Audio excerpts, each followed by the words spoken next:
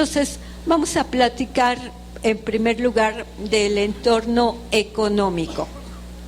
¿Cuáles son los principales indicadores complementando lo que ya el contador les comentó? Bueno, en primer lugar tenemos, como todos ustedes saben, que la población para nuestro país en este año, en el primer trimestre de este año, se estima que va a ser de 127 millones. 127 millones vamos a hacer en el primer trimestre. Y de esos 127 millones, la tasa de desocupación va a llegar al 3.7. Imagínense el porcentaje, 3.7.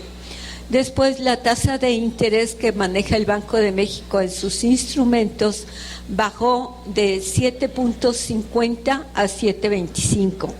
El dólar a 18.76 estuvo el día de ayer, el euro a 20.79, la UMA, que ya se dio a conocer, aunque entra en vigor, como todos sabemos, el 1 de febrero, está para 2020 en 86.88. Y el índice nacional de precios al consumidor, que también ya se dio a conocer, en diciembre de 2019 llegó al 2.83 como inflación anual, es decir, estamos por debajo del 3. Y siguiendo todos estos indicadores, el Infonavit también dio a conocer su UMA, el equivalente a UMA. Ya ven que todos los créditos que están otorgados se actualizan. En este caso, la tasa para Infonavit es de 84.55. Y ahora vamos a hablar rapidísimamente de la Ley Federal contra la Delincuencia Organizada. Esta no es una ley nueva, esta ley se publicó desde el 7 de noviembre de 1996, es decir, ya tiene tiempo conviviendo con nosotros. Sin embargo, pues no le habíamos hecho mayor caso. Pero el 8 de noviembre del año pasado se hicieron reformas, se publicaron reformas muy importantes a esta ley. Y dentro de ellas lo que nos concierne es el artículo 2, que establece que cuando 3 o más personas se organicen para realizar en forma permanente o reiterada conductas que esa sola conducta o conectadas con otras tienen como fin o resultado el cometer alguno de los delitos que enumera, entonces serán sancionados por ese solo hecho como delincuencia organizada. Entonces vean los requisitos. Primero, que sean 3 o más personas que se conjunten para realizar un delito, ya sea en forma aislada o conectado con otros delitos, y que esto sea de forma permanente o por lo menos reiterado. ¿Qué es permanente? Algo que se mantiene durante el tiempo, todo el tiempo está ahí presente. Y reiterado quiere decir que por lo menos lo estamos haciendo 2 ocasiones. Si lo hacemos una ocasión, esa conducta va a ser aislada. Pero si lo cometemos 2 o más veces, va a ser reiterada. Y si no paramos, va a ser permanente. Bien, y entonces, ¿cuáles son estas conductas o estos delitos que esta ley de delincuencia organizada considera? Está el terrorismo, el acopio, el tráfico de personas, el tráfico de órganos, la corrupción de menores, los delitos de trata de personas, y hasta ahí todos decimos, pues sí, tiene una razón muy clara de ser. Pero aquí viene lo bueno, y aquí es donde nos conecta. Tenemos al contrabando y su equiparable. Y además de ello tenemos a la defraudación fiscal y finalmente tenemos al uso de las facturas por operaciones simuladas. Entonces tenemos 3 conductas tipificadas por el Código Fiscal de la Federación como delitos fiscales que se están jalando, que se están llevando al ámbito de la delincuencia organizada. Entonces, aquí es muy importante que nos quede bien claro el mensaje o la idea. ¿Cuándo es un simple delito fiscal y cuándo se lleva al marco de la ley de delincuencia organizada? ¿Cuál es la diferencia? Seguro ya lo detectaron. Si nosotros, cualquiera de nosotros, comete un delito de contrabando o de defraudación fiscal o el del 113 bis, que se refiere al uso de estas facturas por operaciones simuladas, pero lo hacemos en forma aislada, uno de nosotros, por descuido, por gusto, por afición, por reto, la conducta que ustedes quieran, pero lo llevamos a cabo nosotros, nada más. Entonces nos vamos a quedar en el marco del Código Fiscal de la Federación. Pero si yo llamo al contador Julio, si yo llamo a alguno más de ustedes y ya somos 3 o más, entonces por ese solo hecho, dice el artículo 2 de esta ley de delincuencia organizada, entonces nos van a dar el tratamiento como si somos crimen organizado. ¿Se entendió la diferencia? Bien. Entonces, y ustedes me dirán, ok, ¿y cuál es el problema de que me traten como crimen organizado? Bueno, para empezar, el mero nombre lo dice, ¿verdad? Somos criminales organizados, que esto podría entenderse como un elogio, porque no somos desorganizados, ¿verdad? Pero no es así. Nos están tratando ya como criminales profesionales organizados y las penalidades se incrementan. No es el propósito de esta mención o de este comentario el que ahondemos acerca de esta ley. Quiero nada más que les quede en su memoria, en la impresión de este día, porque el propósito, al menos desde mi enfoque de estas charlas, es que ustedes tengan elementos para tomar decisiones junto con sus clientes.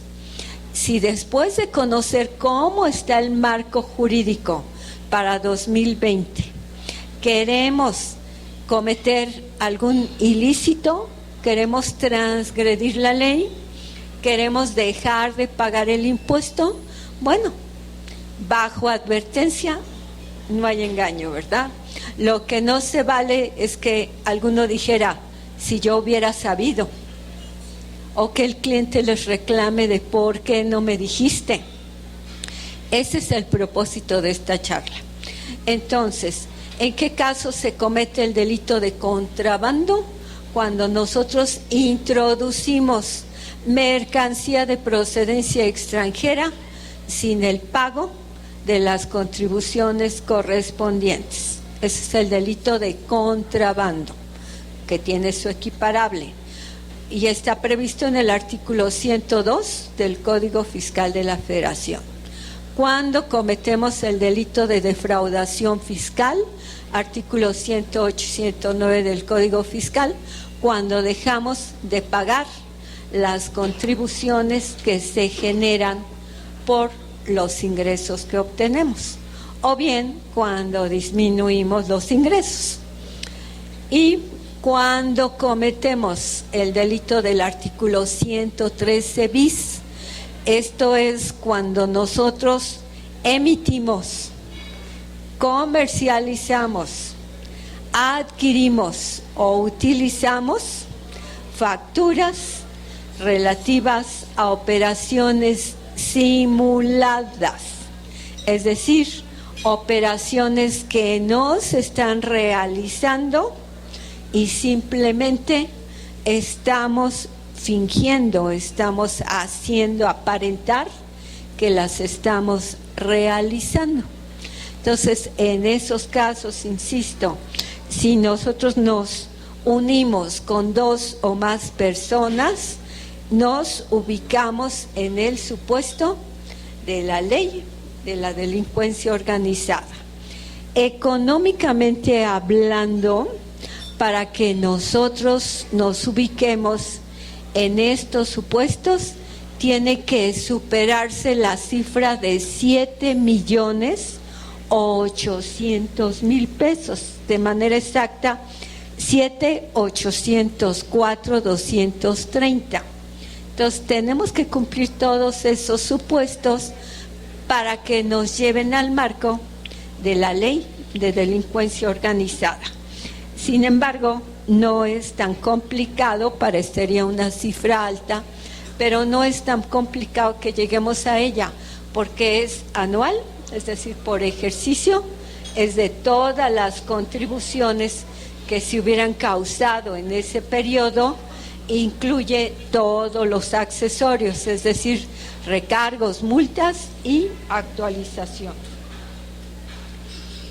Bien, en esos casos, dice la ley, que a solicitud del agente del Ministerio Público, de la Secretaría de Hacienda, se podrá realizar auditorías a personas físicas o morales cuando existan datos o medios de prueba que hagan presumir fundadamente que son miembros de la delincuencia organizada. ¿Qué quiere decir esto? Que está en el artículo 10 de esta ley, que ni siquiera necesita haber una denuncia, ni siquiera necesita haber más antecedentes. Simplemente, si por algún medio, el que sea, el Ministerio Público o la Secretaría de Hacienda tienen fundamentos, tienen datos que hagan presumible que se está cometiendo estos delitos, entonces de inmediato pueden proceder. Y aquí el tema es, insisto, de que no hay derecho a la libertad. Desde que me inician el proceso hasta que se concluye, vamos a estar privados de la libertad. Entonces, ojo con esto. Dice tanto el artículo 108 como el 113 como el 102 que la persona que hubiere omitido el pago de las contribuciones, si antes de que inicien los procesos las autoridades, es decir, antes de que nos lleguen a tocar a la puerta, de una manera espontánea lo cubrimos, entonces se acaban las acciones penales. Luego entonces, este es el momento adecuado para que hagamos una revisión. ¿Queremos jugar riesgos? Bueno, pues adelante. Pero de otra suerte, inclusive en los transitorios de Código Fiscal que vamos a ver más adelante, nos están dando un plazo de 3 meses que concluye obviamente al 31 de marzo de este año para que pongamos en regla lo que tengamos mal sin ninguna acción. Si no nos ponemos en regla, pues como les dije, ahí viene el coco. Bueno, le seguimos. Como ya apuntaba el contador Vicente en la introducción que hizo, el director del Seguro Social, el señor Zoe Robledo, ha declarado recientemente en una conferencia de prensa que tuvo que van contra el outsourcing. Obviamente estamos hablando del outsourcing ilegal, porque el outsourcing simplemente significa que una persona externa al centro de trabajo esté procesando las nóminas, haciendo el pago, haciendo el suministro de personal. Esto, mientras se cumplan con todas las exigencias legales, es un outsourcing legal. que no tiene problema, pero la situación se da en el hecho de que todas estas outsourcing, por lo menos el 90% más, se instituyen o se contratan con el propósito de dejar de pagar lo que realmente corresponde. Entonces, en esos casos, estamos en presencia del outsourcing ilegal. Esta es la figura contra la que va. ¿Y cuáles son los datos que ha dado a conocer el señor Zoe Robledo? Bueno, pues dijo que van a intensificar las acciones. Eso también lo declaró la nueva titular del SAT, la señora Raquel Buenrostro Sánchez. Y han dicho que se ha hecho un grupo contra todas estas actividades. ¿Quién integra este grupo? El SAT, el IMSS, el Infonavit y la Procuraduría Fiscal de la Federación, incluyendo además a la Unidad de Inteligencia Financiera. ¿Y qué es lo que han logrado? Dicen ellos que han logrado encontrar a 6,000 empresas que estaban trabajando de manera irregular y que con esto lo que están haciendo es invitarlos a que se regularicen y en caso de que no lo hagan, están yéndose contra ellas, ya en materia penal. ¿Y cuáles son las medidas que están desplegando? Las inspecciones laborales, las revisiones fiscales y la aplicación de varias medidas por conducto de la Unidad de Inteligencia Financiera. Y lo que nos advierten muy claramente es que todos estos trabajos de outsourcing ilegal se va a castigar como delincuencia organizada. Entonces yo les pregunto, ya vimos someramente lo que es esta ley de delincuencia organizada. ¿Dónde entraría el tema de outsourcing? Sí, como ya lo vieron, en el tema de defraudación fiscal. Y aquí es muy fácil que se cumpla con el requisito, porque ¿cuántas gentes operan en el outsourcing? Pues mínimamente más de 3, ¿no? Entonces ya con eso, entre el patrón que finge la subcontratación, entre el que presta el servicio de subcontratación y los que apoyan, pues ya con mucha facilidad sobrepasamos los 3 o más que exige esta ley de delincuencia organizada. Y en esos supuestos, como estamos evadiendo el pago de las contribuciones, caemos en el supuesto de defraudación fiscal y por ello en el tema de delincuencia organizada. Bien, luego tenemos una ley de seguridad nacional que también está en el foco del escenario. Esta ley tampoco es nueva. Esta ley existe desde el 31 de enero de 2005. Sin embargo, fue parte del paquete que se reformó el 8 de noviembre de 2019. Y conforme a esta ley, que por eso se los traigo a colación, es que el artículo 5 de la ley dice que son amenazas a la seguridad nacional los actos ilícitos en contra del fisco federal. Fíjense, califica como actos en contra de la seguridad nacional los actos ilícitos en contra del fisco federal. ¿Y cuáles son esos actos ilícitos? Igualito que en el caso de la delincuencia organizada, el contrabando, la defraudación fiscal y la expedición, compra, comercialización y utilización de facturas por operaciones inexistentes. Entonces, en esos casos, dice el Código Nacional de Procedimientos Penales, que las personas que cometan estos ilícitos van a ser sancionados con toda la severidad y por lo tanto todo el procedimiento lo vamos a pasar en prisión. Entonces, con ese marco vamos a ver cómo está la reforma. En primer lugar, recordamos cómo fue todo el proceso. El 9 de diciembre se publicó en el Diario Oficial de la Federación y entró en vigor el 1 de enero. Todo este paquete de reformas.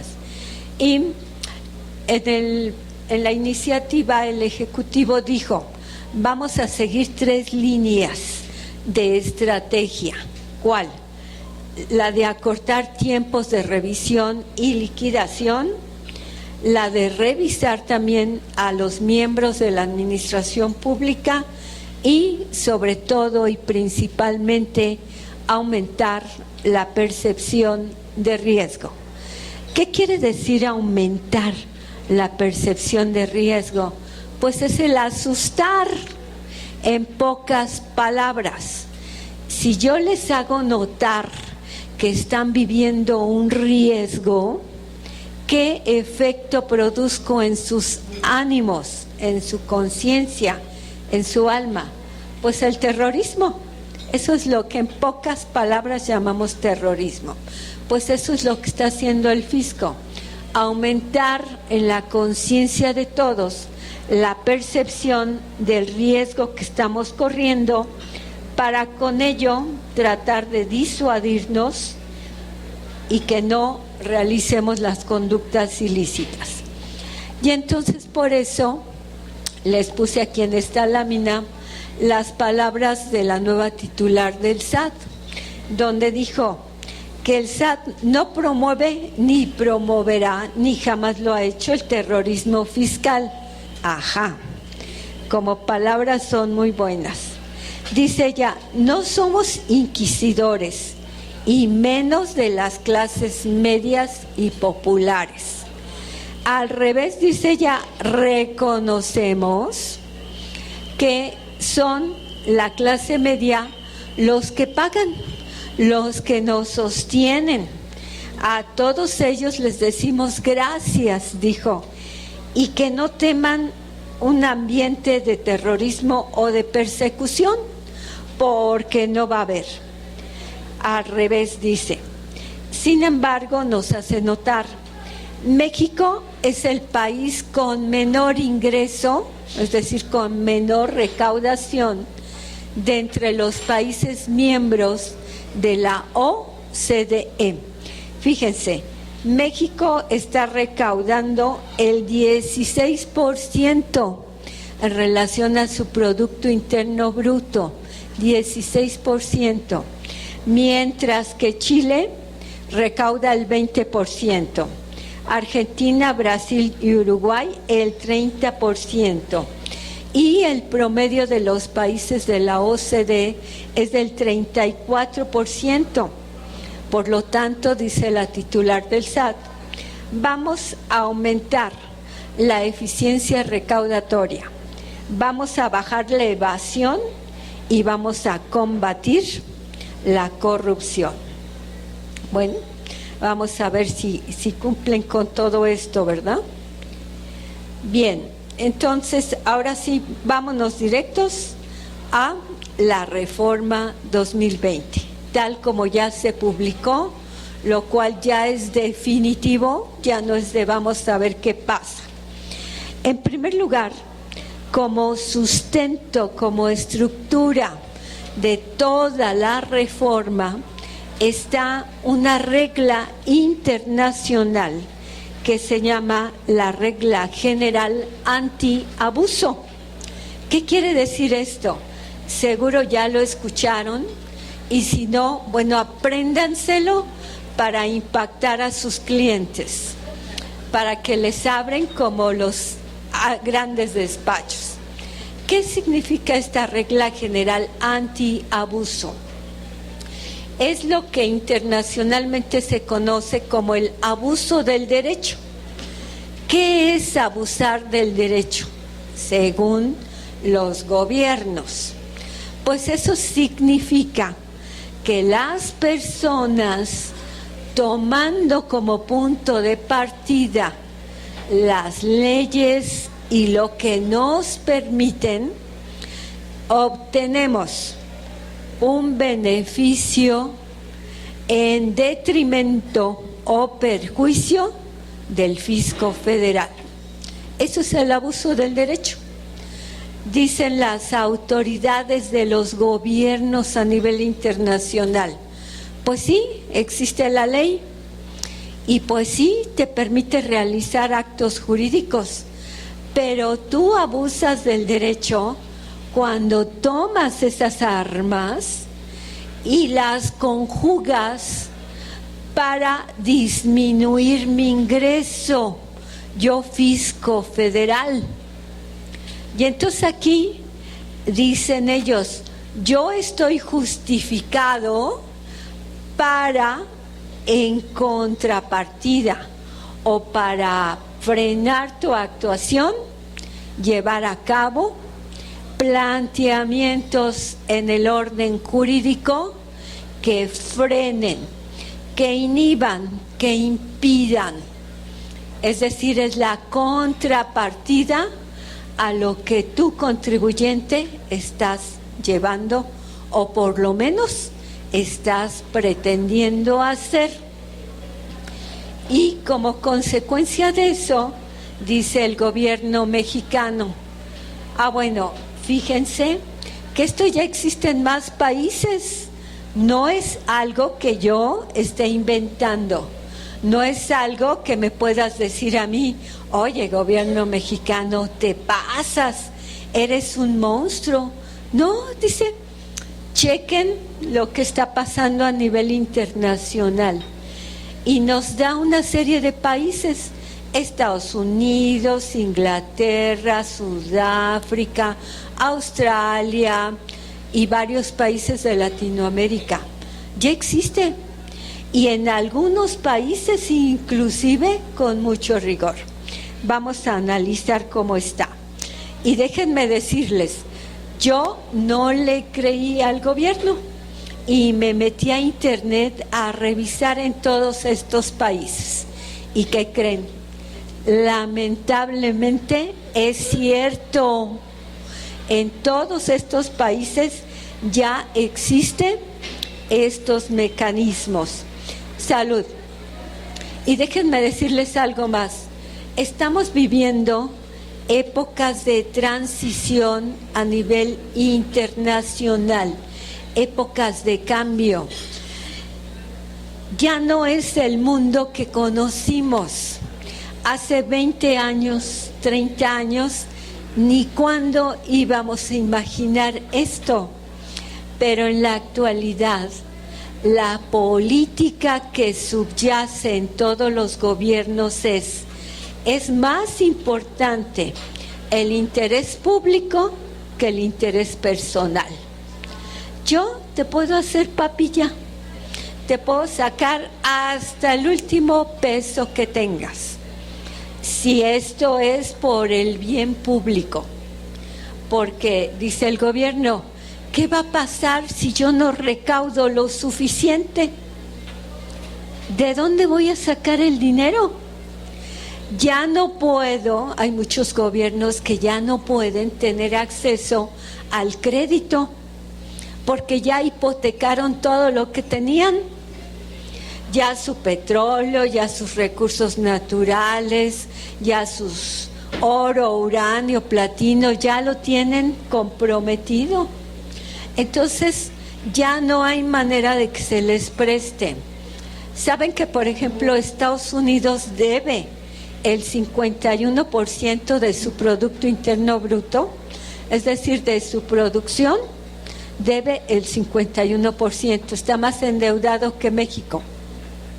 ¿Y saben a quién le debe la mayoría de ese dinero? A China. Efectivamente, si China quiere, lo pone de rodillas a Estados Unidos.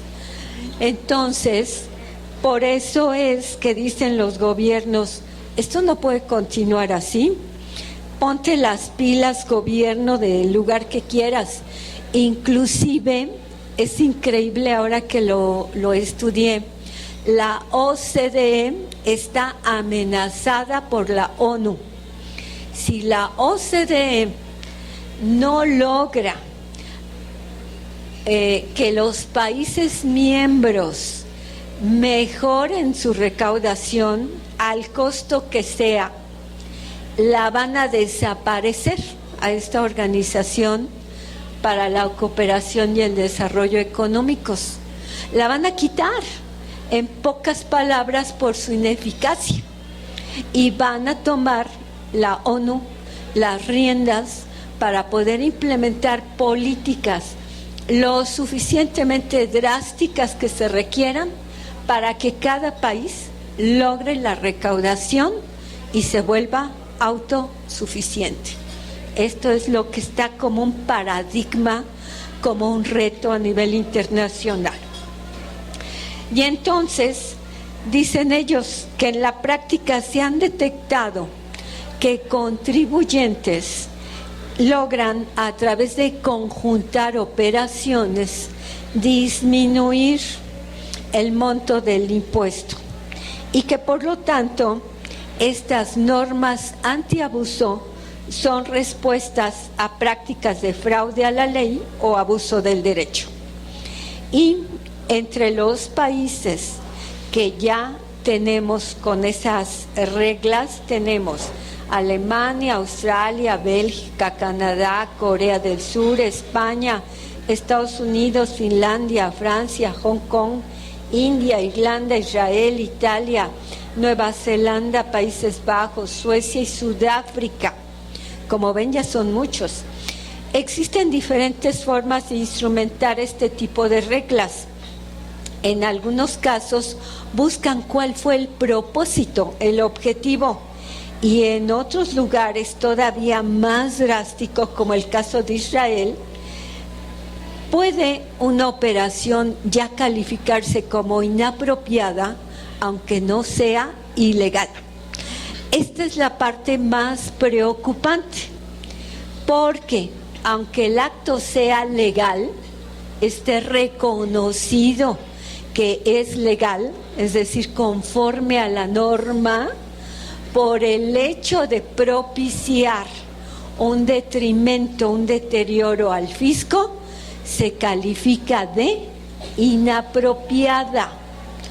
Y esto es la filosofía que está recogiendo la reforma fiscal. Bien, entonces, ¿qué dice el artículo 5A como el punto de partida de todo esto? Y esto, ahora sí, ya lo tienen en su material. Se crea como algo nuevo, como una novedad, el artículo 5A. Este artículo no existía, es absolutamente de creación nueva. En la iniciativa, este artículo hablaba de que la autoridad podría recaracterizar un acto jurídico llevado a cabo por un particular. Cuando entró a las cámaras fue una discusión muy fuerte, fue de los artículos que más disputa generó. Entonces se cambió la redacción. Sin embargo, lo que subyace es lo mismo. Ahora lo que dice la norma es que la autoridad fiscal puede dejar de darle efectos fiscales a un acto jurídico. Pero si le deja de dar efectos fiscales, pues está desconociendo el acto, aunque sea legal. Subrayo, ya no vamos a poder pelear de que ese acto es legal. Va a decir la autoridad, pues sí, la que resuelva el tribunal, sí, es legal el acto. ¿Y cuál es el punto? Aunque sea legal el acto, la autoridad tiene el derecho, la autoridad fiscal, de recaracterizar o dejar de darle efectos a ese acto jurídico si se dan dos supuestos de la mano. Uno, que el acto carezca de una razón de negocios y que genere un menoscabo o un detrimento al fisco. Se los repito, porque esto se lo tienen que aprender. ¿Cuándo va a aplicar la nueva facultad que tiene la autoridad para dejar de considerar o desconocer el acto realizado por el contribuyente? Cuando se den dos supuestos: uno, que el acto jurídico carezca de una razón de negocios, y dos, que esté generando un detrimento, un menoscabo para el fisco, o visto del otro lado, que esté generando un beneficio fiscal al contribuyente. Esta terminología es nueva, tampoco existía en las leyes fiscales. Sin embargo, el gobierno federal dice, la autoridad fiscal dice, y está ya cobijada, apadrinada por los tribunales, ya se han pronunciado y dicen que no importa que esta terminología no tenga un contenido previo, que ya lo está teniendo a partir de este momento, y que no importa que sean conceptos intangibles, que ya en la doctrina y en la legislación fiscal ya existen. Ejemplos de esto, dice la autoridad, es el concepto de estrictamente indispensables. Ese concepto es ambiguo, intangible, no cuantificable, es muy amplio. ¿Qué es estrictamente indispensable? Bromeando diríamos, como dice Carlitos Orozco: mi novia me pidió que me casara con ella. Le cuenta a un amigo y le dice el amigo: ¿y tú qué le contestaste? Y dice él que sí era estrictamente indispensable.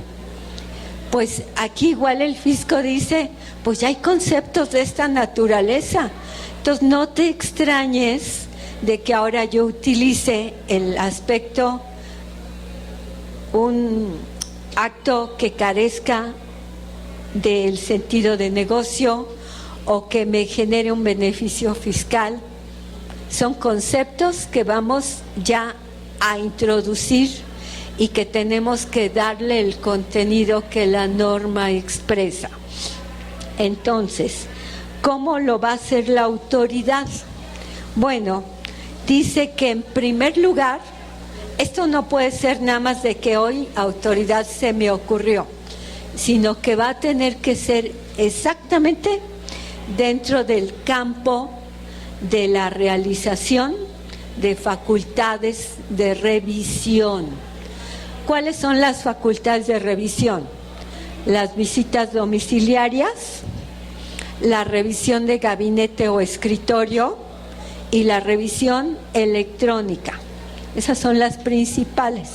Entonces, es en el marco, si la autoridad está realizando una visita domiciliaria, una revisión de gabinete o una revisión electrónica, cuando al advertir a su juicio que existen actos que determinen que está sufriendo un menoscabo y que los actos carecen de la razón de negocios, cuando va a proceder de la siguiente manera. 1. Va a mandar el expediente a un comité que va a estar formado, yo le digo la Santa Inquisición, porque va a estar formado por miembros del SAT y miembros de la Secretaría de Hacienda. Entonces, ellos van a analizar el caso y van a generar una opinión favorable.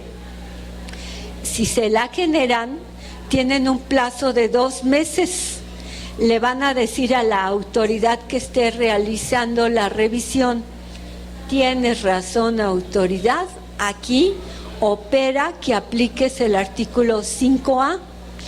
Si no le contestan en el plazo de 2 meses, se entiende negado el caso.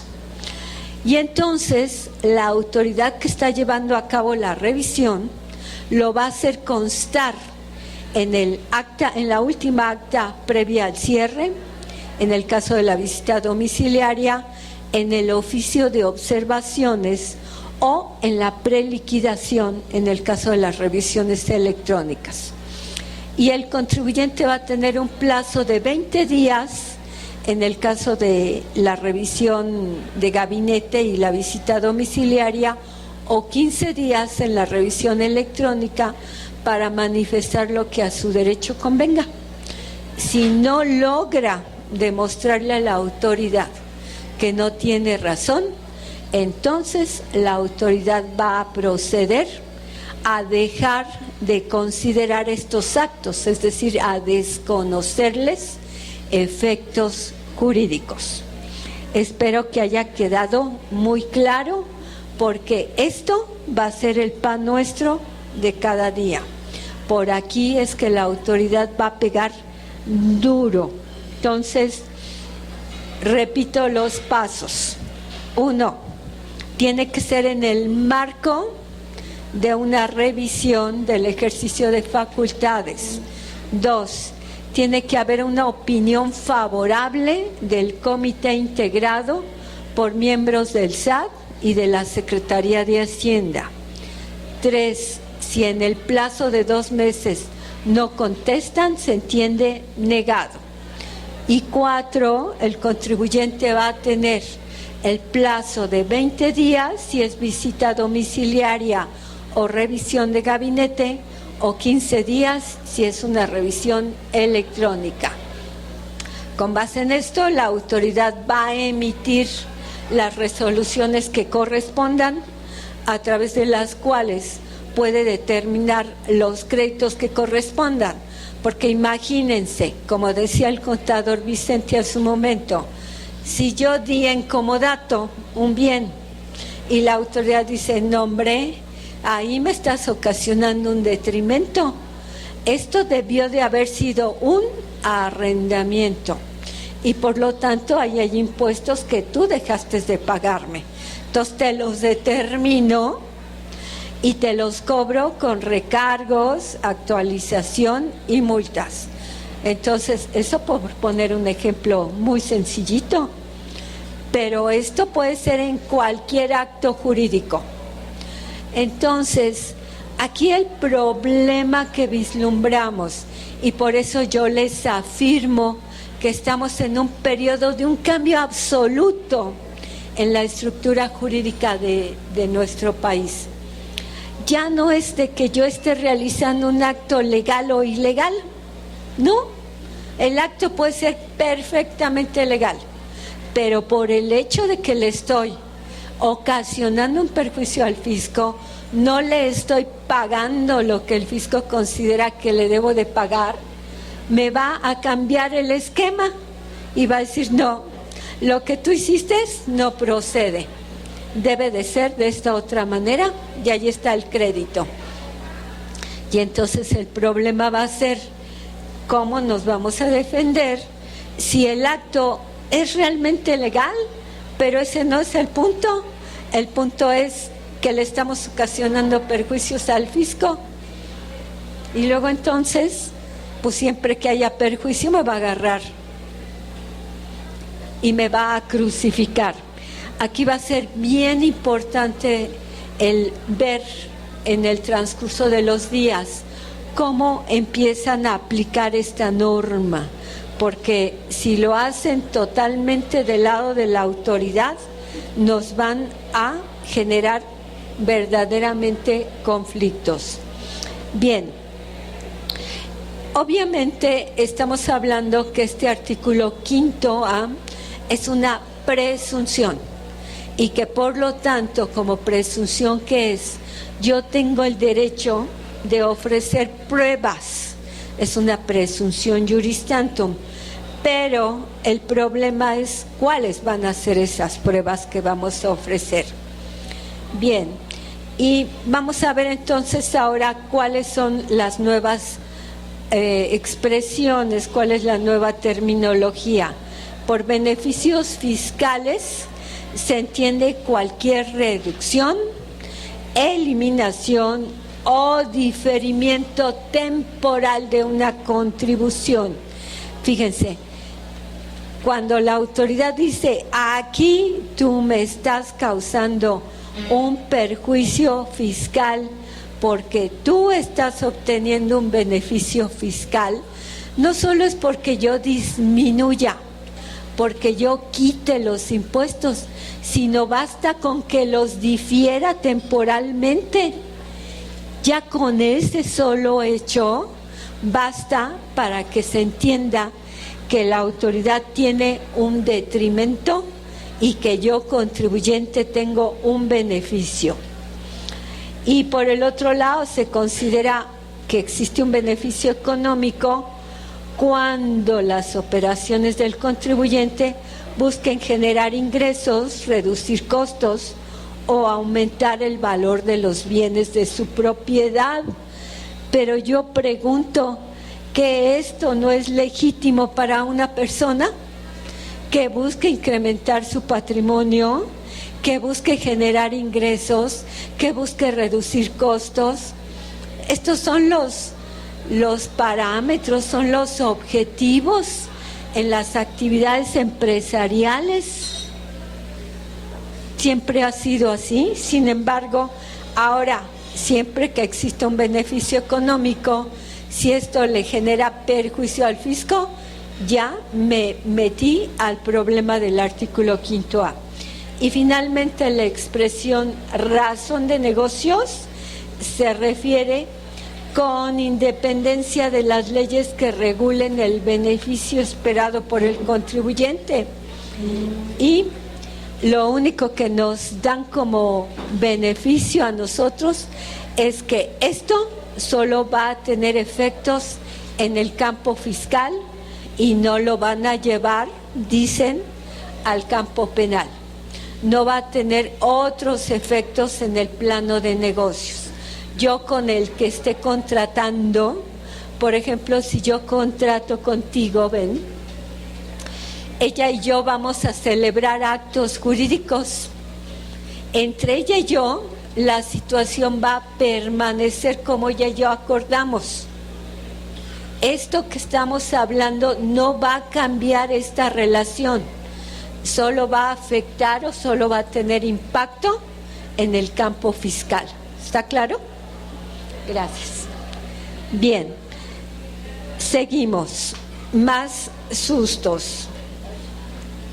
Y bueno, aquí en el material les dejé el concepto de la recaracterización, porque aunque, insisto, la autoridad le cambió la terminología, pero lo cierto es que para efectos reales, pues la situación persiste.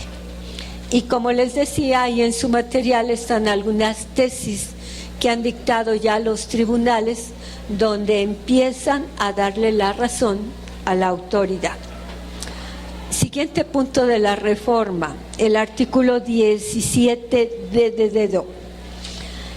Y aquí este artículo, como otros más, son los de la gran incongruencia, le llamo yo, porque en el afán de protegerse, la autoridad fiscal está recibiendo facultades de revisar al que acude a su oficina para solicitar que le den, que le otorguen una firma electrónica. Le están dando facultades para que se cuide al máximo. Va antes de otorgar la firma, que antes llegábamos, entregábamos papeles, los revisaban y decían bien, y de inmediato nos daban la firma con su contraseña. Ahora ya no va a ser así. Ahora vamos a llegar con los documentos y la autoridad se está reservando el derecho de verificar por los medios que estime procedentes, la identidad, el domicilio y, en su caso, a su discreción, la situación fiscal del contribuyente. Es decir, nos va a escanear, nos va a revisar de pe a pa. Yo creo que ni las novias revisan tanto al futuro marido como ahora el SAT va a revisarnos, a ver si es cierto que eres quien dice ser, a ver si es cierto que estás en el domicilio en el que dices estar, a ver si es cierto que tienes la situación que dices tener. Y si no los convencemos, nos van a negar el otorgamiento de la firma electrónica. Y yo por eso les digo que este es uno de los tantos artículos de la contradicción, porque ¿cómo quieren subir la recaudación? ¿Cómo quieren meter a más contribuyentes al padrón si nos van a obstaculizar tanto la entrega de nuestra firma electrónica? Bueno, pues esta va a ser la gran interrogante. Vamos a ver cómo evoluciona, pero en principio se antoja harto difícil el tema. Así que vamos a tener que ir haciendo como el refrán mexicano decía, que pongamos una vela, entre tanto intentamos prender la otra, ¿no? Que siempre tengamos dos velas. Bueno, vamos a tener la necesidad de ir armando alguna persona moral adicional o dar de alta a otra persona física. Entre tanto, a ver cuál opera, como cuando se van a formar y ven las filas bien largas y dicen, pues tú vete a aquella fila y yo me quedo en esta, a ver cuál llega primero. Pues algo así va a ser en este caso. Otro artículo que también nos va a ocasionar grandes conflictos, el artículo 17H. ¿Qué dice el artículo 17H? Contiene diferentes supuestos en los cuales se va a cancelar el certificado de sello digital. Y hay algunos bien lógicos, como el hecho de que lo solicite el contribuyente porque ya no va a realizar operaciones, porque la sociedad se liquide, porque el contribuyente entre en suspensión de actividades, porque se fusione, etcétera. Pero están modificando el artículo en su fracción décima para llevarnos, para remitirnos a un artículo que se acaba de crear, que es el 17H bis, que ahorita vamos a comentar de él. Pero entonces, en este artículo 17H solito, están las causas por las cuales la autoridad nos puede cancelar el certificado de sello digital. Y esta fracción décima, hasta el texto que tenía el 31 de diciembre de 2019, hablaba de supuestos muy largos. Estos los pasaron al artículo nuevo y aquí solo dice que nos lo van a cancelar cuando se hubiere agotado, se hubiera llevado a cabo el procedimiento previsto en el artículo 17H bis y no hubiéramos convencido a la autoridad. A ver, esto me parece que es bien importante porque la autoridad está cancelando a diestra y siniestra los certificados de sello como una forma de presionar al contribuyente para que se ponga al corriente. Estoy segura que a muchos de ustedes, de sus clientes, les han cancelado certificados de sellos. Bien, entonces esta fracción reformada lo que hace es quitar todas las causas que tenía la fracción 10, las pasan al artículo 17H bis y aquí solo dicen, porque si hubiera agotado el procedimiento del 17H bis, y no hubieras logrado desvirtuar los hechos. Entonces, vámonos al artículo 17H bis para que entonces podamos ver de qué se trata la situación. Bien, este artículo crea una figura nueva, la restricción temporal del certificado. Hasta el 31 de diciembre de 2019 solo existía el tener el sello y el no tenerlo, el que estuviera cancelado, ¿sí? Pero ahora para 2020 se crea una situación intermedia, como dijera Dante Alighieri en la Divina Comedia, el limbo, ¿sí? Ya no estoy ni en el paraíso ni en el purgatorio o en el infierno, estoy en el limbo. ¿Qué es la restricción temporal a la que se refiere el 17H bis? Pues como su nombre lo indica, es que me lo quitan de manera temporal por unos días y si yo convenzo a la autoridad, me lo restituyen. Y si no convenzo, entonces me lo cancelan con base en la fracción décima del 17H. Espero que se esté entendiendo porque parece trabalenguas, pero así está la norma.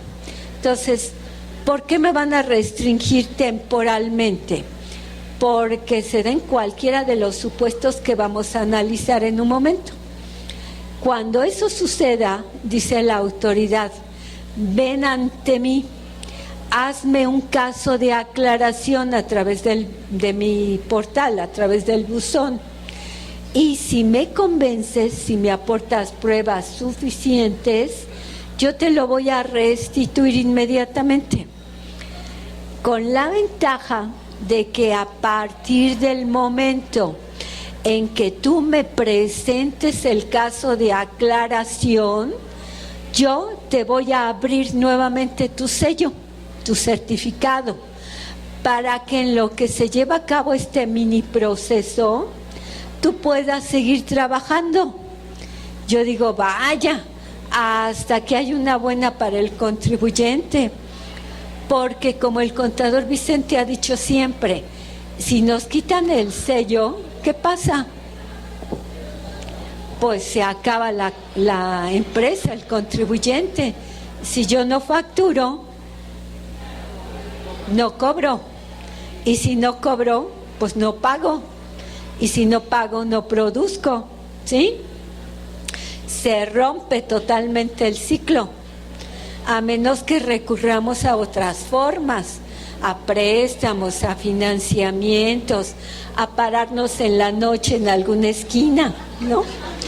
Algo tenemos que hacer, pero con este artículo nos están abriendo en alguna medida, si es que lo cumplen obviamente, la puerta para evitar esas angustias. Dice la norma, fíjense, al día siguiente de que yo presento la aclaración, me pueden restituir mi certificado al día siguiente.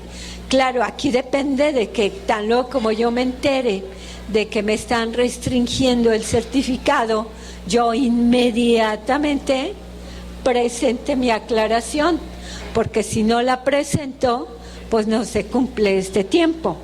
Pero dice que una vez que yo presenta la solicitud de aclaración y que aporte las pruebas que correspondan, al día siguiente de la solicitud se restablecerá. Y la autoridad va a tener un plazo máximo de 10 días para que nos resuelva si sí o si no. Y mientras se dicte la resolución, me va a permitir el uso de ese certificado.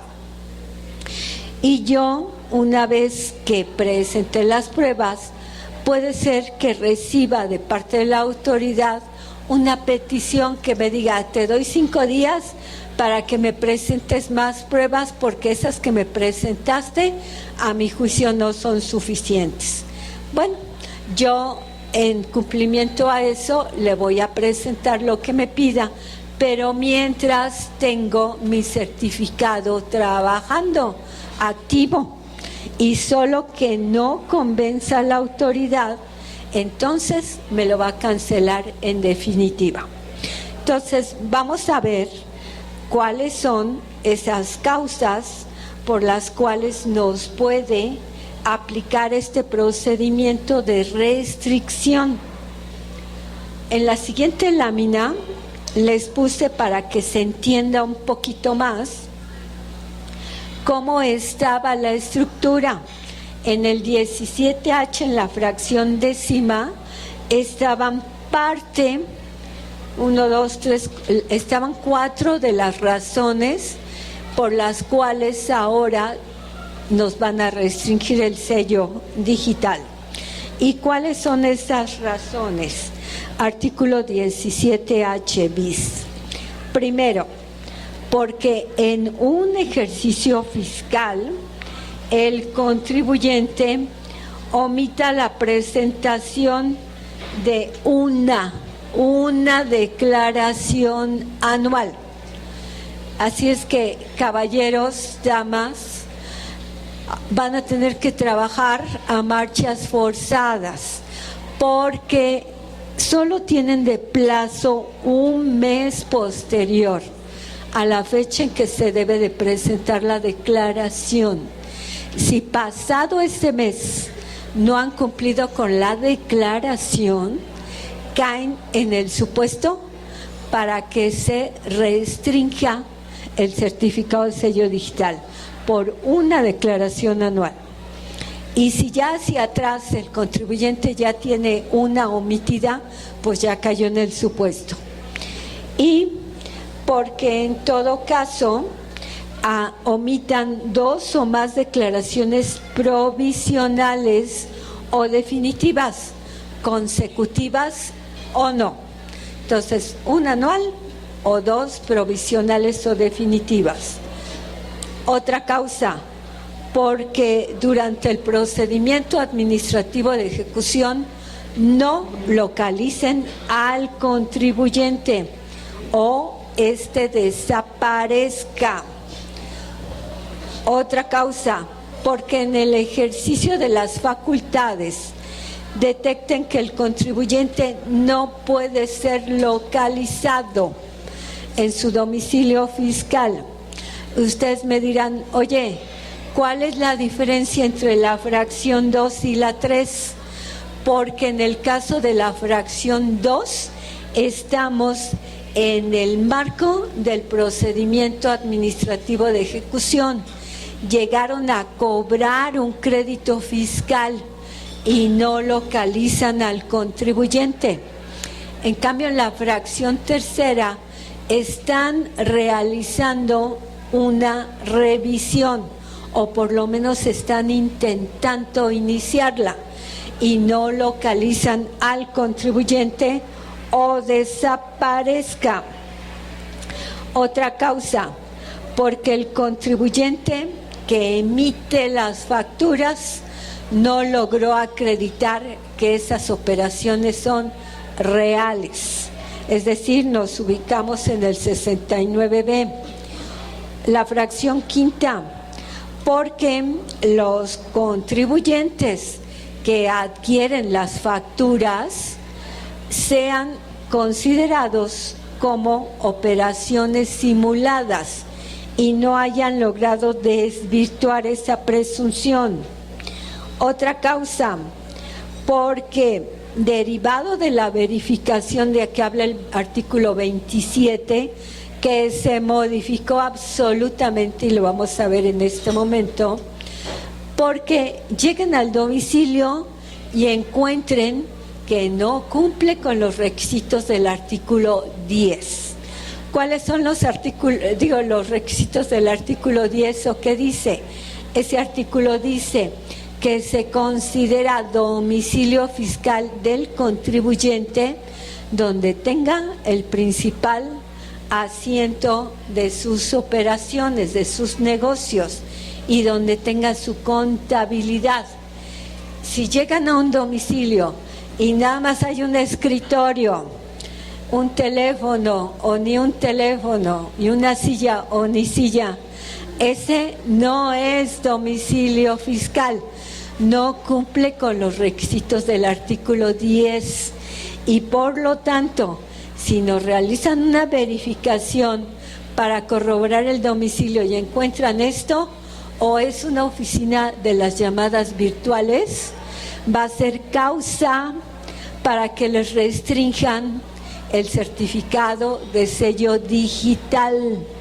Así que ojo para los que tienen el domicilio en una oficina virtual, o también ojo para los que amablemente ustedes como contadores les permiten que ahí tengan su domicilio, porque eso no va a ser suficiente para la autoridad. O también hay muchos casos en que el contribuyente dice, pues yo tengo mi domicilio con mis papás. Eso es muy común. Empezó siendo soltero y ahí puso el domicilio, se casa y se sale de ahí y deja el domicilio ahí con los papás, pero ahí no tiene nada más que el domicilio. Esto va a ser causa para que les restrinjan el certificado de sello digital.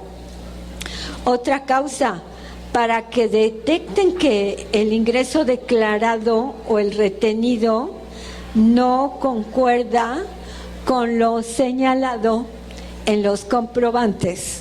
¿Qué quiere decir esto?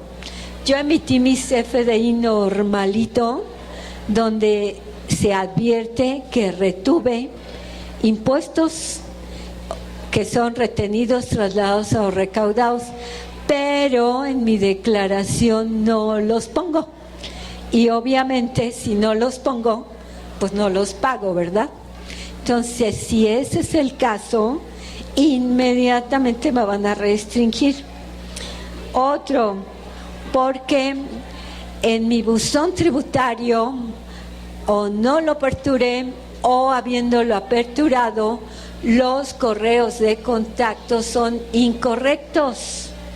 En ese caso también me van a restringir el certificado de sello digital, además de que me van a notificar por estrados y además de que me van a imponer una multa.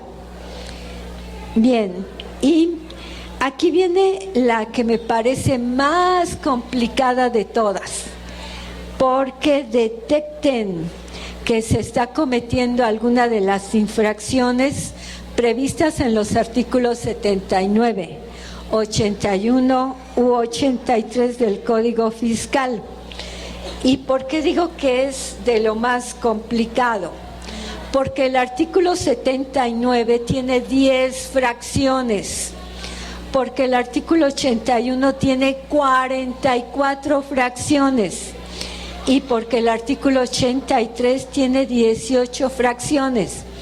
Entonces, cuando esta fracción dice que es causa de que me restrinjan el certificado de sello digital porque yo cometa alguna de las infracciones del 79, del 81, del 83, estamos hablando de 70 supuestos.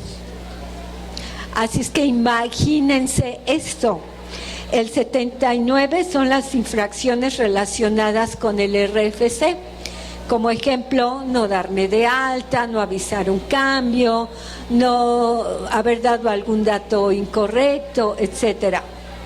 El 81 son las infracciones relacionadas con el pago de contribuciones, con la presentación de declaraciones, de solicitudes, de informaciones, y el 83 son infracciones relacionadas con llevar contabilidad. Así es que imagínense, todos estos supuestos juntitos dan lugar, si cometo uno solo, dan lugar a que me restrinjan el certificado de sello digital. Y finalmente, dice el artículo que estamos leyendo, el 17H bis, porque se trata de contribuyentes que no desvirtuaron la presunción de haber transmitido pérdidas de manera indebida conforme al artículo 69b bis del Código Fiscal de la Federación. Entonces, ustedes podrán concluir con el contador Vicente cuando dijo: caray, es que hasta porque vuele una mosca me van a quitar mi certificado de sello digital. Pues sí, cierto. Otro artículo reformado, el artículo 17K, el relativo al buzón tributario. ¿Qué dice este artículo? Que todos, subrayo, todos. ¿Y qué quiere decir todos?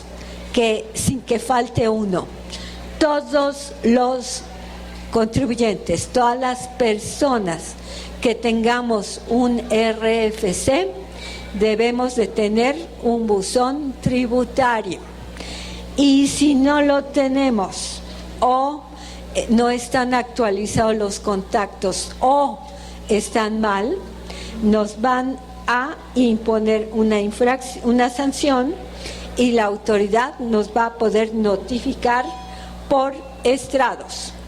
¿Cómo es la notificación por estrados?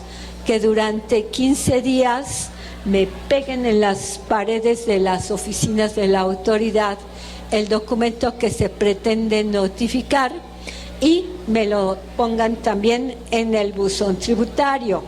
Obviamente si lo tengo aperturado, porque si no lo tengo aperturado, con la notificación pegada en las paredes, el día 16 se entiende practicada la notificación.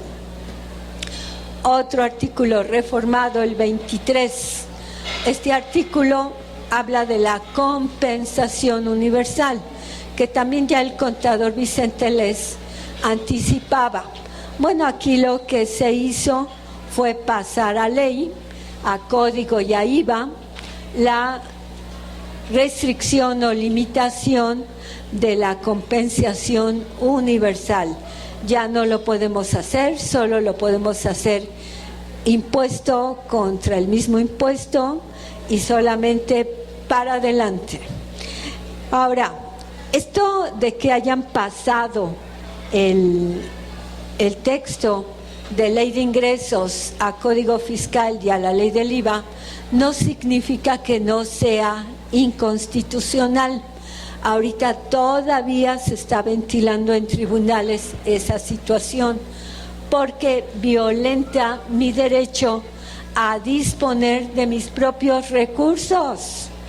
Eso es irregular porque va en contra de un derecho universal. Si es mi dinero, pues yo puedo hacer con él lo que quiera. Por eso es mi dinero, es producto de mi esfuerzo. Sin embargo, aquí nos lo están restringiendo. Entonces, vamos a ver qué dice la Corte, pero por lo pronto, si alguien se quiere amparar, pues está en tiempo. Contra la expedición de la ley procede el amparo en un plazo de 30 días hábiles o contra el primer acto de aplicación durante los 15 primeros días. Otro artículo reformado, la responsabilidad solidaria prevista en los artículos 26, fracciones 3, 10 y 17.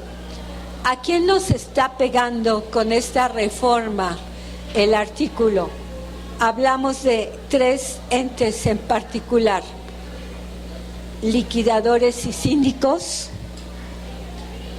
asociantes en la figura de la asociación en participación y a los socios, accionistas y directores. Estas son las figuras en las que está poniendo el renglón, el dedo, la autoridad fiscal. ¿Y en qué consiste la reforma? Bueno, pues hasta el 31 de diciembre de 2019, estas figuras que acabamos de mencionar, síndicos, liquidadores, socios, accionistas, directores y asociantes en la asociación en participación, restringía o limitaba su responsabilidad al caso de que no se hubieran presentado los avisos que exige la ley o la empresa fuera insuficiente, insolvente para con sus bienes cubrir el crédito fiscal. ¿En qué radica el cambio? Se suprimieron estas medidas y ahora estos señores responden invariablemente. Se presenten o no los avisos, el síndico y el liquidador responde. Se tengan o no se tengan bienes por parte de la sociedad, también van a responder los socios, los accionistas, los directores, los administradores y el asociante en participación. El fisco va a poder cobrarle a quien le aparezca con bienes en el panorama, de tal suerte que, por ejemplo, el liquidador, la empresa ya presentó el aviso de que yo soy la titular, la liquidadora, en un proceso de liquidación. Como ustedes recordarán, porque así lo dice la Ley General de Sociedades Mercantiles, el liquidador hace a un lado al administrador único o al consejo de administración y toma las funciones. Él va a cobrar, él va a pagar, él va a presentar todas las declaraciones, etcétera. Si este liquidador no paga lo que tiene que pagar, le van a cobrar a él con su propio recurso.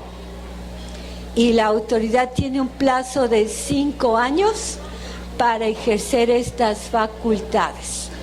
Igual en el caso del asociante, ustedes recordarán en el artículo 252 de la Ley General de Sociedades Mercantiles la figura de la asociación en participación. El asociante es la persona que jala, que invita a otra persona que puede ser física o moral, que le aporta bienes o servicios para llevar a cabo un negocio y reparten ganancias, reparten utilidades. El asociante es el que va a responder por todas las obligaciones fiscales, incluyendo obviamente el pago de todas las contribuciones. Entonces ya la autoridad fiscal o le cobra a uno o le cobra al otro. En las láminas les puse cómo estaba hasta el 31 de diciembre para que tengan el antecedente y cómo está a partir de 2020. Y cuáles son los supuestos para que se incurra en dicha responsabilidad. ¿Y cuáles son estos supuestos? Porque no se solicite la inscripción en el RFC, porque se cambie el domicilio sin presentar el aviso, porque no lleve contabilidad, la oculte o la destruya, porque desocupe el local sin presentar el aviso y porque no se localice al contribuyente en el domicilio fiscal, porque omite enterar a las autoridades las contribuciones retenidas o recaudadas, porque esté en el listado del 69B o porque haya hecho también la utilización de pérdidas de manera indebida. Ahora nos vamos al artículo 27, que se reformó absolutamente. ¿Han jugado ustedes a los rompecabezas? ¿Sí? Bueno, pues, ¿qué es lo que primero se hace cuando empezamos el juego del rompecabezas? Tomamos el rompecabezas y ¿qué hacemos? Así, ¿no? Bueno, pues el artículo 27 así le pasó. Está idéntico a un rompecabezas. Se modificó en forma absoluta, general, y ha quedado repartido en 4 grandes apartados. El primero, los sujetos obligados. El segundo, todo el catálogo general de obligaciones. El tercero, las facultades de las autoridades. Y el cuarto, los casos especiales.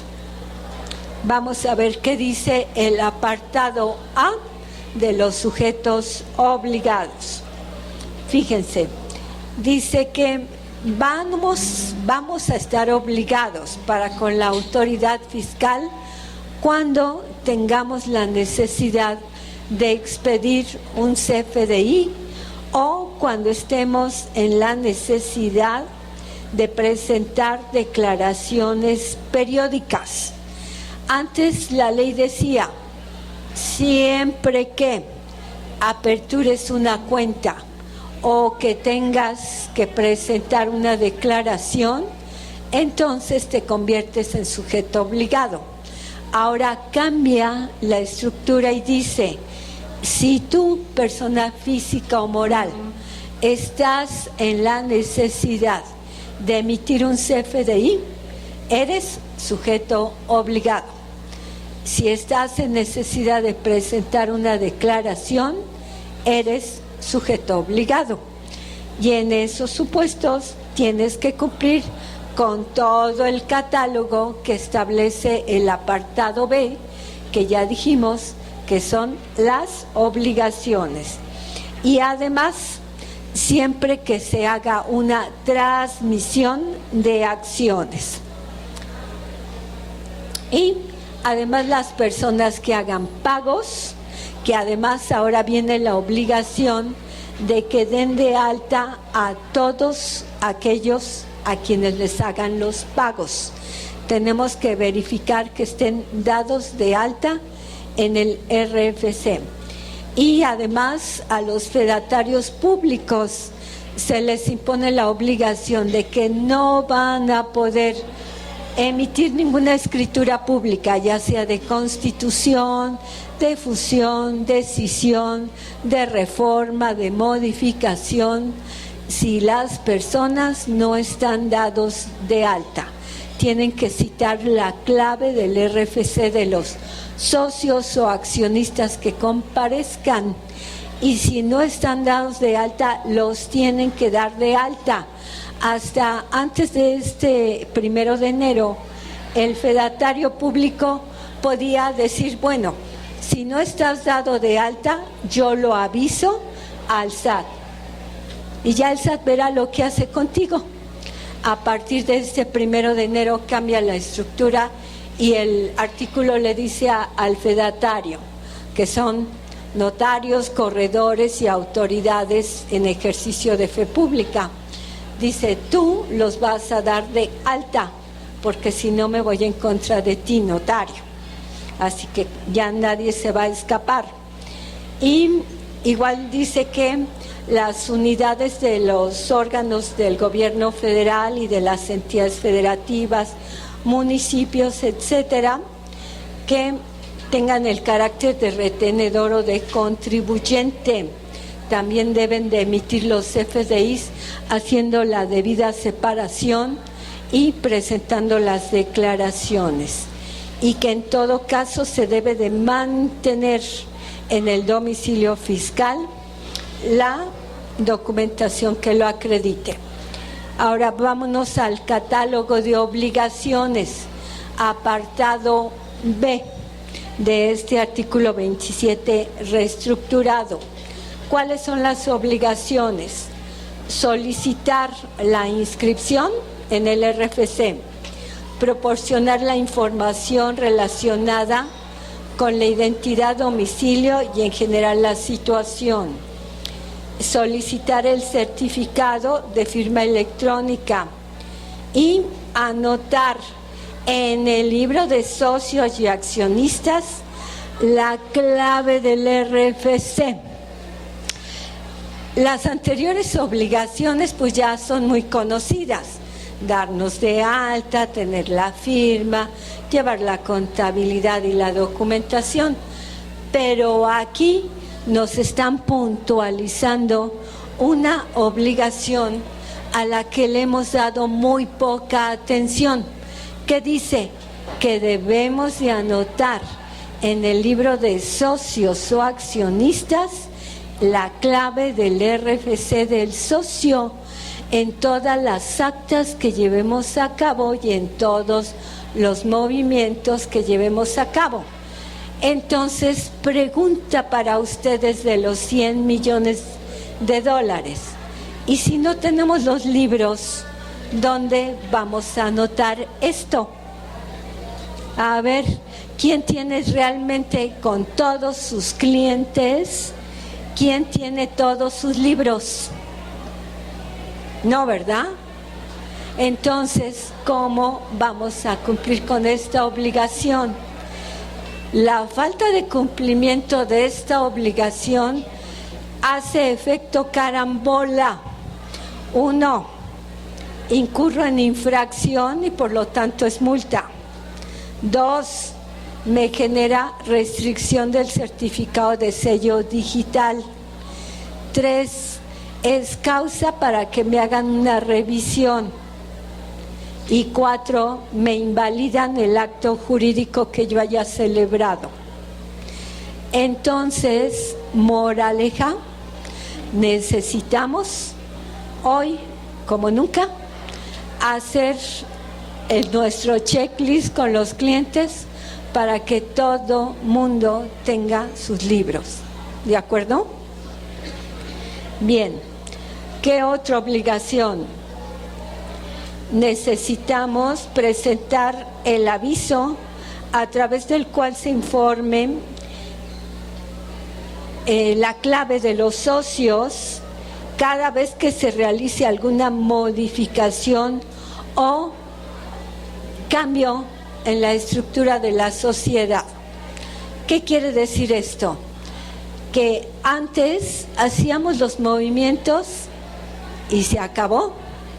Ni siquiera los anotábamos en el libro, menos íbamos a avisarle a la autoridad. Ahora, por cada movimiento, vamos a tener que presentar un aviso que obviamente Resolución Miscelánea nos va a dar el formato. Pero si no lo presentamos, es otra infracción que se suma a las que ya comentamos. Espero que esto esté claro. Otra obligación: solicitar la inscripción de los contribuyentes a los que se realice el pago, así como proporcionar el correo electrónico y número telefónico y medios de contacto. A ver, traduzcamos esto. Cualquiera de sus clientes que sean patrones, ahora tienen que dar de alta a la persona a la cual le realizan los pagos. No se puede realizar ningún pago si no tenemos verificado que esa persona a la que le estamos haciendo el pago tenga su RFC. Pero además le vamos a avisar al SAT el correo electrónico, el teléfono, el medio de contacto de ese contribuyente al que le estamos haciendo el pago. El incumplimiento de todo lo que estamos mencionando es causa de una infracción, que ya veremos las multas. Y otra obligación: exigir a los otorgantes de las escrituras públicas en las que se hagan constar cualquier movimiento de personas morales que comprueben dentro del mes siguiente a que se realizó el acto que presentaron el aviso al SAT.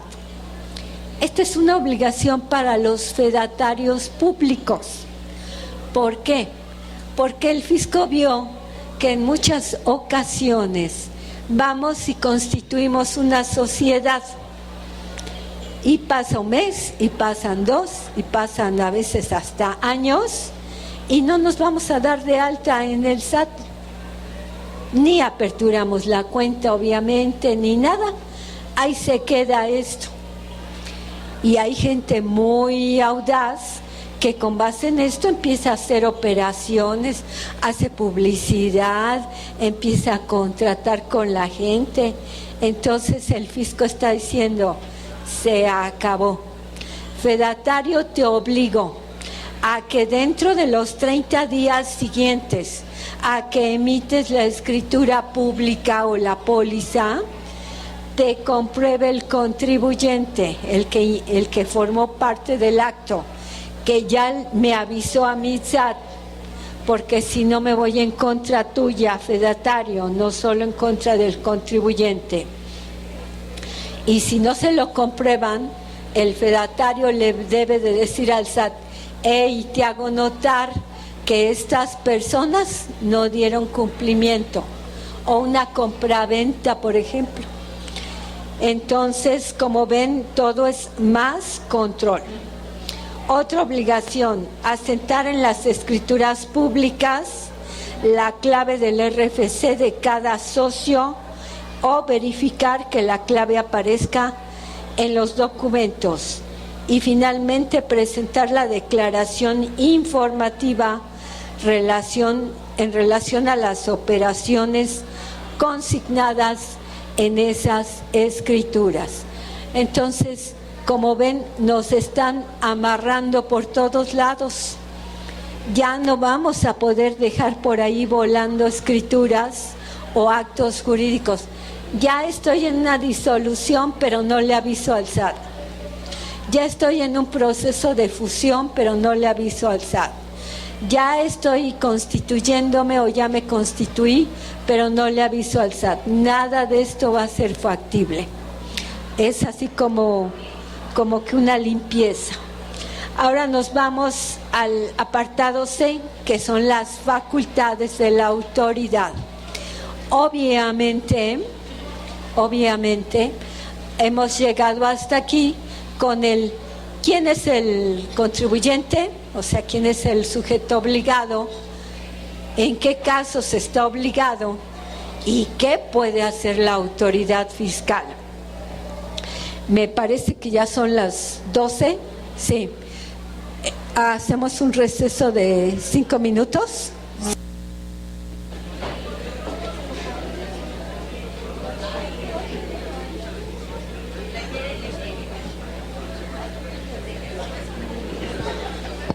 Bueno, primera llamada, segunda llamada y tercera llamada y empezamos. Bueno, como nada más nos queda media hora para darle entrada a Rosita con el tema que tiene, que también es muy, muy amplio, vamos a terminar lo de las facultades de la autoridad, que es muy importante, y nos vamos a brincar a las infracciones que están bastante fuertes para que pues se lleven la idea de cómo está la situación. Ya estamos todos ahí. Es el apartado C, facultades de las autoridades. Entonces, la primera facultad, llevar a cabo verificaciones conforme al artículo 49. Este artículo 49 del Código Fiscal es un artículo muy especial porque permite a la autoridad llevar a cabo revisiones sin tener que dejar un citatorio previo, sino que llega la autoridad y con quien se encuentre en el domicilio puede empezar a llevar a cabo la verificación y es absolutamente válida. Y dentro del supuesto de este artículo se incluye para 2021 la revisión a los asesores fiscales, porque todo lo relativo a los asesores fiscales, la buena nueva es que entra en vigor hasta 2021. Tenemos este año para enterarnos con claridad de cómo está la situación, porque es algo muy agresivo también. Pero bueno, entonces, facultades de la autoridad: llevar a cabo revisiones conforme al 49. Segunda facultad: considerar como domicilio fiscal el que cumpla los requisitos del artículo 10. Fíjense el alcance de este artículo. La autoridad puede llegar y decir: este para mí no es el domicilio, para mí es este otro. Y ya, porque lo dijo la autoridad, como la película aquella, porque lo digo yo. Y así en este caso. Luego, otra facultad: establecer mediante reglas de carácter general mecanismos de inscripción al RFC. También para los residentes en el extranjero, la actualización del RFC de los contribuyentes y requerir aclaraciones, informaciones de todo lo que estime procedente. Luego, como van viendo hasta aquí, pues son facultades muy agresivas: corregir los datos del RFC, asignar la clave que corresponda a cada contribuyente, establecer las características que debe contener la cédula de identificación fiscal, designar al personal que podrá verificar la existencia y localización del domicilio fiscal y establecer reglas para que las personas soliciten su inscripción en el RFC. Estas son las facultades que se plantean para 2020. Son muy amplias, como pueden ver, y los efectos o alcance que tienen son amplísimos. Desafortunadamente el tiempo no nos da para poder ampliar o ahondar en todo lo que concierne.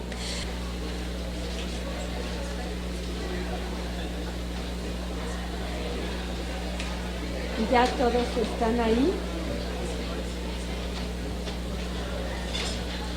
A ver, es el artículo 82A. ¿Ya todos están ahí? ¿Qué página? Es que como yo le metí más material, yo tengo la página 85, pero 59. ¿Ya están todos ahí? A ver, son infracciones relacionadas con la revelación de esquemas reportables.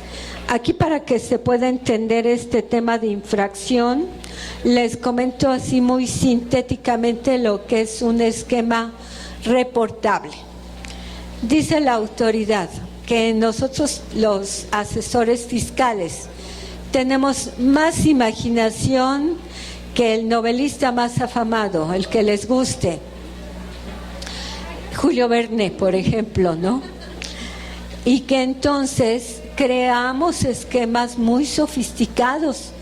Obviamente, para crear un esquema se necesita tener un conocimiento muy amplio de la ley para poder jugar con la ley, establecer estos esquemas. Y entonces, siempre que este esquema se emita para lograr un beneficio fiscal en favor del contribuyente, de acuerdo a esta nueva norma del Código Fiscal que corre a partir del artículo 197, se lo tenemos que dar a la autoridad fiscal, lo cual es trampa, porque imagínense que les demos nuestro know-how, nuestros secretos de cómo hacer las cosas, para que ellos lo estudien y nos puedan poner la puerta. Así como en las caricaturas de Tom y Jerry, ¿se acuerdan? O algunos a lo mejor no las veían, van a decir, no, pues ya son muy antiguas. Bueno, había un ratoncito llamado Jerry y un gatito llamado Tom. Bueno, pues el tema es que Tom siempre quería alcanzar a Jerry y Jerry se metía en los lugares más difíciles para Tom. Entonces la autoridad fiscal quiere hacer eso, que le demos todos nuestros escondites, todos nuestros secretos profesionales de cómo logramos que un contribuyente tenga una mejor situación. Entre más caro es el despacho, tienen mejores know-hows, ¿no es cierto? Mejores secretos, que algunos ven eso así como algo esotérico, como algo inaccesible.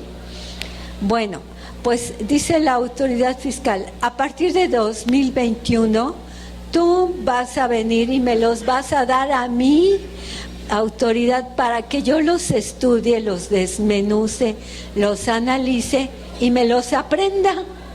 Ajá, qué bueno, ¿no? Y gratuito.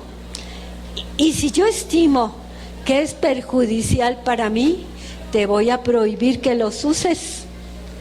Y si los usas, me voy en contra de ti, de todos tus clientes. A eso se le va a llamar un esquema reportable. ¿Por qué esquema? Porque es una estructura, una estrategia, un cómo. ¿Y por qué reportable? Porque se lo tenemos que reportar a la autoridad fiscal. Y las infracciones van de la mano. Fíjense lo que dice el artículo 82A. Son infracciones relacionadas con la revelación de esquemas reportables cometidas por los asesores fiscales. El artículo 197 y 198 separa a los sujetos obligados de esta figura de los esquemas reportables. Por un lado están los asesores fiscales y por el otro lado están los contribuyentes. Porque muy fácil, el asesor fiscal inteligente, por eso es asesor fiscal, pues le va a decir al contribuyente, di que no tienes asesor, que tú, de tu imaginación, porque eres bien inteligente, lo ideaste. Entonces dijo el fisco, ni pienses que te me vas a escapar.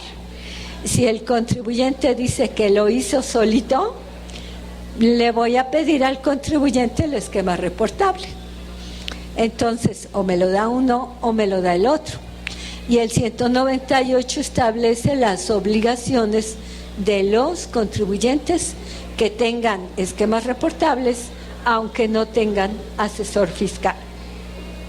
Entonces, por eso el Código Fiscal establece por separado infracciones para unos y para otros. Dice el 82A, son infracciones relacionadas en el caso de los asesores fiscales, el no revelar un esquema reportable o revelarlo de forma incompleta o con errores o hacerlo en forma extemporánea, salvo que se haga de manera espontánea. Y fíjense, en el caso de esa infracción, la multa va de 50,000 a 20 millones de pesos. ¿Escucharon bien? Que hace rato el contador decía, ¿a cuánto van las multas? La más alta es de 20 millones de pesos. Pero a ver, díganme, ¿ustedes como asesores fiscales se van a meter en ese lío? Por eso me pareció importante que comentáramos las sanciones, porque aquí es como los esquemas religiosos, o premio o castigo, ¿no? Aquí el castigo es muy severo. Por eso acuérdense que la estrategia de la que parte la autoridad fiscal es aumentar, ¿qué? La percepción de riesgo. Entonces aquí imagínense el riesgo, una multa de 20 millones de pesos, ¿qué hacemos con ella? A ver, quiero que piensen y me digan qué va a pasar. Bueno, entonces, el hecho de que no lo reportemos, no lo revelemos, o lo revelemos con errores o en forma incompleta, va la multa de 50,000 a 20 millones de pesos. Otro caso de infracción para el asesor, no revelar un esquema reportable generalizado que no haya sido implementado. ¿Qué quiere decir esto?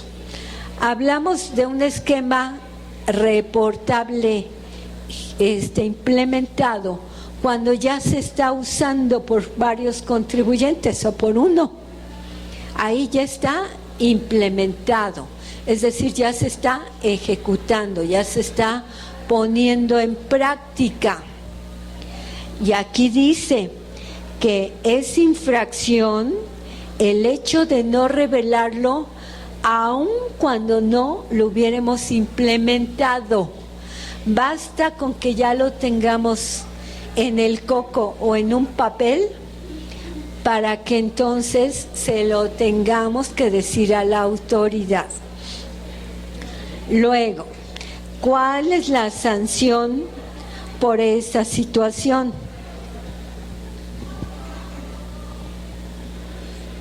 Perdón, se me corrió. Dice el artículo que va de 15,000 a 20,000 pesos.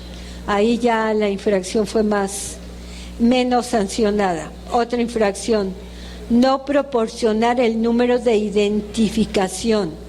Dice la autoridad, dice la norma, que cuando le llevemos el esquema reportable y lo analice y nos permita utilizarlo porque considere que es legal, que es válido o que le puede dar el visto bueno, entonces nos va a dar un número y con ese número vamos a presentar nosotros declaraciones y también todos nuestros clientes a los que les hayamos participado nuestro esquema reportable. Si no ponemos ese numerito en nuestra declaración, ahí la multa va de 20,000 a 25,000 pesos. Otro, no atender el requerimiento de información adicional. Puede ser que la autoridad cuando reciba el esquema no lo entienda y que diga, a ver, ven para acá y explícamelo o dame tal información para que yo lo pueda entender. En esos supuestos, si no atendemos este requerimiento, la multa va de 100,000 a 300,000 pesos, que tampoco es nada despreciable. Otro, no expedir alguna de las constancias a que se refiere el artículo 197. En esos casos, la multa va, es fracción quinta, de 25 a 30,000 pesos. Otra infracción, no informar al SAT cualquier cambio que suceda con ese esquema reportable con posterioridad a que se lo di a la autoridad. Como ven, esto está muy pensado, no es nada improvisado, porque cualquiera podría pensar, bueno, pues le doy algo incompleto para que lo analice y ya después yo le cambio lo que le quiero cambiar, dice la autoridad. Si tú no me avisas cualquiera de los cambios que le hagas al esquema una vez que me lo hayas dado, entonces te voy a castigar y la multa va de 100,000 a 500,000 pesos. 100,000 a 500,000 pesos. Y finalmente, por no presentar la declaración informativa que contenga la lista de todas las personas que están utilizando ese esquema reportable, entonces la sanción va de 50 a 70,000 pesos. Bien, ahora vámonos con los contribuyentes. Les decía que el artículo 198 establece las obligaciones de los contribuyentes en relación a los esquemas reportables. Y entonces dice el artículo 82C, porque no me reveles el esquema reportable o lo hagas de manera incompleta o con errores, entonces yo a ti contribuyente te voy a castigar. ¿Y cuál va a ser la sanción? Van a aplicar una multa del 50 al 75% de la utilidad o beneficio que haya obtenido con ese esquema. Entonces, ustedes imagínense, si ese esquema es muy agresivo y permitió un beneficio, pongamos barata la cosa, de 1,000,000 de pesos, si la multa va hasta el 75%, 750,000 pesos van a ser de pura sanción. Otra infracción para el contribuyente, el no incluir el número de identificación del esquema o no atender el requerimiento que le formule la autoridad. En estos casos, la multa va de 100,000 a 350,000 pesos o de 50 a 100,000 pesos. Y finalmente, por no informar al SAT de cualquier cambio, la multa va de 200,000 a 2 millones de pesos. Entonces, como ven, también para los contribuyentes las multas son muy altas. Y finalmente dice que por el hecho de no utilizar mi buzón tributario, no aperturarlo o no registrar o no mantener actualizados los medios de contacto, la infracción será sancionada de 3,000 a 9,250 pesos. No es tan fuerte la infracción, el castigo, pero además, como veíamos, me van a notificar por estrados, lo cual me puede poner contra la pared si se me va un plazo legal, y por si fuera poco, me van a restringir temporalmente el uso del certificado de sello digital. Entonces, como ven, hay muchísimas más normas. El problema es el tiempo y que necesitamos hacer un análisis concienzudo. Por eso yo les decía, sería ideal que pudiéramos abarcar por temas en lugar de intentar ver todo de conjunto en una sola sesión, que además como que luego nos empacha tanta información. Entonces, pues bueno, este es un panorama muy general, muy global de cómo está 2020. Hay más cosas que va en su material que ojalá tengan oportunidad de leer. Todo esto está en el diario oficial del 9 de diciembre de 2019. Y a esto súmenle resolución miscelánea fiscal que apareció publicada el 28 de diciembre y que ya han venido saliendo todos los anexos. Ya vamos en el anexo 30 de resolución miscelánea fiscal. Así es que imagínense la cantidad de información que debemos de saber para poder movernos con seguridad en este año, porque si no, nuestro camino es un verdadero terreno minado. Si nos movemos mal, nos va a estallar. Y lo que es lo más terrible es que sea en perjuicio de otras personas, que son nuestros clientes que han ido a confiar en nosotros. Entonces, pues bueno, muy apresurado, les pido que las preguntas nos las manden al chat o al correo